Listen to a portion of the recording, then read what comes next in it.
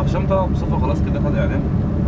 بص يا ريس، هو اساسا دي برضه مش تبقى فاهم يعني، هو اللي حاصل ده مش عشان احنا عندنا عداله هو الموضوع عشان بقى رأي عام.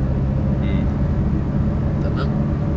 بس عادي بقى يعني، هم مغضوب عليه وناس هناك ضغط عليه بتوع بره.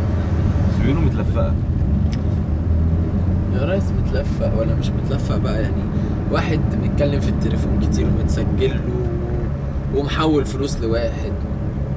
يعني لو يا اخي عمل مهما كانت، يا اخي مهما كانت، لو كانت لا مؤاخذة يعني انتوا سبتوا بعض واتطلقتوا، ان شاء الله تكون بتنام كل يوم مع واحد، انت مالك؟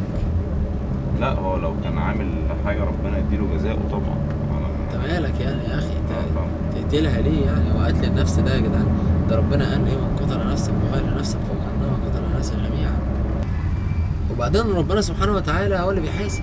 في قصة مشهورة عن سيدنا موسى، جاله واحد مجوسي بيعبد النار، مش لاقي ياكل، عنده 40 سنة، فجه في يوم كده مش لاقي ياكل، فراح لموسى يستطعمه، فموسى قال له اسلم اطعمك، فسابه ومشي. فنزل الوحي على سيدنا موسى، قال له كلمتين، قال له لئن لم تدركنه يا موسى لاخرجنك من نبوتي. فجري ورا الراجل جري، فقال له يا سيدي لقد عاتبني يا ربي فيك. قال له عاتبك ربك فيه ازاي يعني؟ فقال له انت عندك 40 سنه وبتعبد النار، كل يوم ربنا بيرزقك.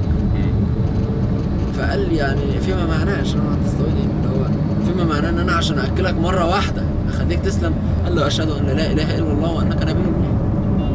بص سبحان الله، شوف ربنا سبحانه وتعالى. يعني انت مالك يعني؟ واحد بيعبد النار وكل يوم ربنا بيرزقه، تيجي انت عشان عايز تاكله مره واحده عايزه يسلم؟ انت بقى ما تستاهلش ان انت تبقى نبي، لانك ما فهمتش. لما جري راح قال للراجل اسهب مخ يا نهار ابيض، لو في كده ده يبقى في ربنا عظيم قوي ويبقى انت النبي بتاعه.